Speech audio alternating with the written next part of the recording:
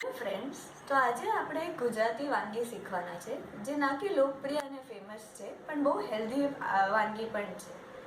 એ વાનગીનું નામ છે પાત્રા. તો આપણે જોઈ લઈએ પાત્રા બનાવવા માટે આપણે શું શું ઇન્ગ્રેડિયન્ટ્સ જોઈશે.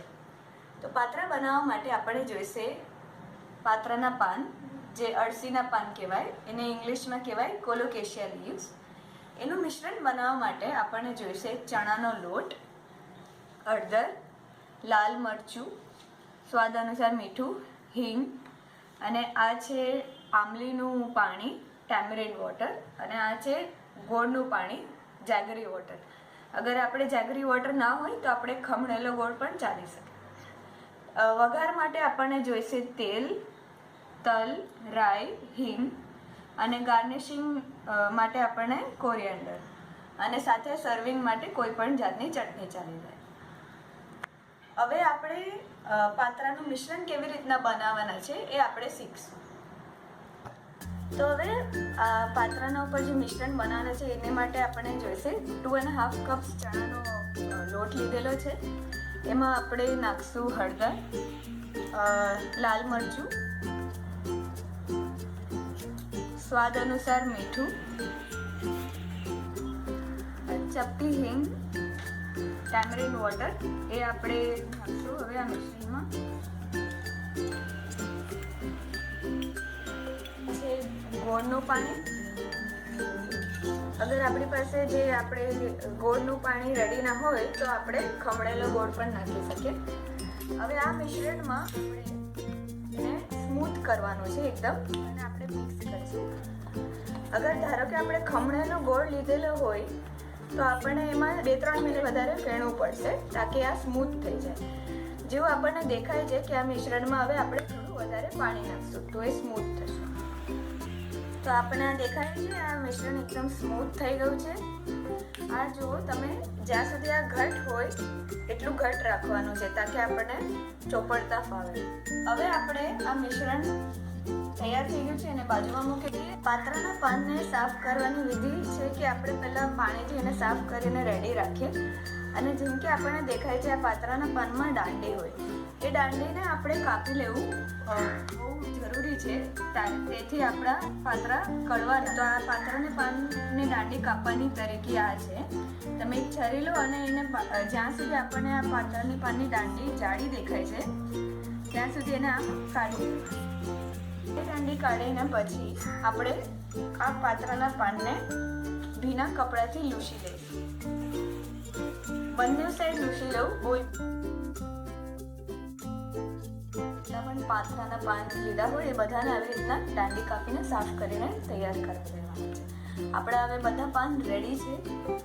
હવે આપણે એને ચોપડવાના છે આપણું મિશ્રણ એના ઉપર. તો જેમથી તમને દેખાય છે આ પાત્રાના પાનને મેં ઊંધું રાખ્યું છે.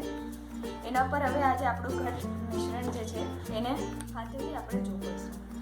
તો આને ચોપડવાની વિધિ છે કે આપણે મિશ્રણને લઈએ અને આમ ધીમેથી હાથથી પૂરા જે પાત્રાના પાન છે એના કર પર એવી રીતના ચોપડતા છે.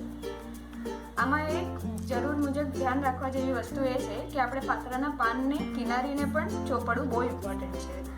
અગર આપણે કિનારીને મિસ કરશું તો પાત્રાના પાનની કિનારી સૂકી રહી જશે. હાથથી આપણું આ જલ્દી ફાસ્ટ પણ થશે અને સૌથી બેસ્ટ મિશ્રણ ચોપડવા માટે. આ મિશ્રણનું લેયર જે છે, જેમ કે આ ફર્સ્ટ લેયર છે એટલે એને થોડું ઘટ રાખવું ઇમ્પોર્ટન્ટ છે.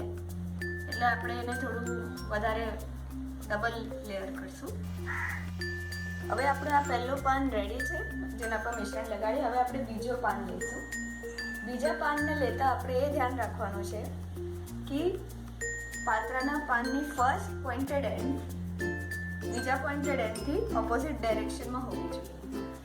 તો આવી રીતના આપણે એને ગોઠવી દેવું. બીજા પાન પર એકવાર આ ઉલટી ડાયરેક્શનમાં થઈને એના પર પણ આપણે આ રીતના આપણું મિશ્રણ ચોપડી લઈએ. હવે આ સેકન્ડ પાન પર પણ મિશ્રણ ચોપડાઈ ગયું છે. હવે થર્ડ પાન લઈશું. થર્ડ પાન આપણે એ ધ્યાન રાખવાનું છે કે એ ફર્સ્ટ પાનની ડાયરેક્શનમાં હોય, સેકન્ડ પાનથી ઓપોઝિટ ડાયરેક્શનમાં, અને એના પર પણ આપણે આપણું મિશ્રણ લગાડી દઈશું. હવે આપણે ફોર્થ પાન લઈશું. ફોર્થ પાન થર્ડ પાનથી અપોઝિટ ડાયરેક્શનમાં અને સેકન્ડ પાનથી સેમ ડાયરેક્શનમાં હોવી જોઈએ. એના પર પણ આપણે આપણું બેસનનું મિશ્રણ લગાડી દઈએ કિનારી સાચવીને. હવે આપણા 4 પાન રેડી છે મિશ્રણ લગાડીને.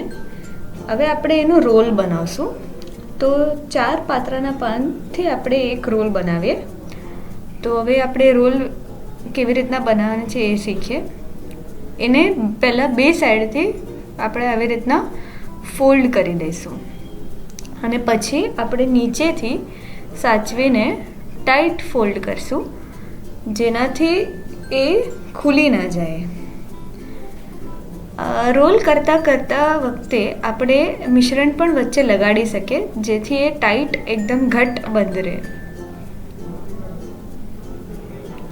અને એજ પર આવતા વખતે આપણે આપણું મિશ્રણ ચોપડી દઈશું, તાકી એ બરાબર ઘટ બંધ થઈ જાય.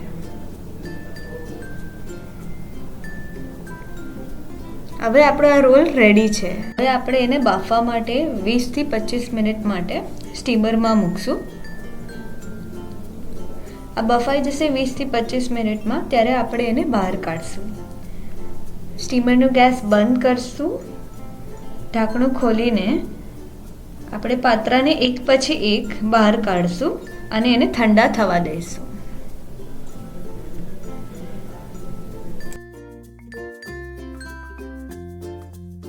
હવે આપણે એને કટ કરી દઈશું 1/2 ઇંચના પીસીસમાં. આમાં ધારવાળી નાઈફ યુઝ કરવું બહુ જરૂરી છે, તો પાત્રા બરોબરથી કપાય. આવી રીતના બીજા રોલ પણ આપણે કટ કરી લઈશું.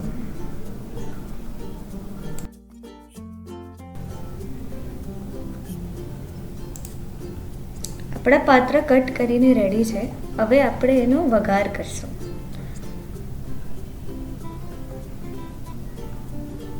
એક પેણીમાં આપણે થોડું તેલ લઈશું અને વઘાર માટે એમાં રાઈ નાખશું.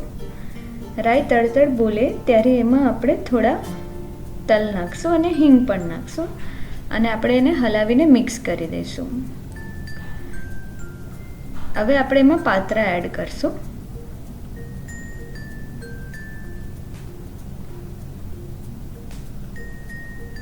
હવે પેણી ઉછાળીને આપણે આ પાત્રાને મિક્સ કરીશું, જેથી આપણા પાત્રા તૂટે નહીં.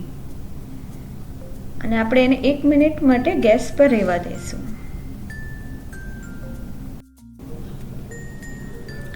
તો હવે આપણા પાત્રા રેડી થઈ ગયા છે.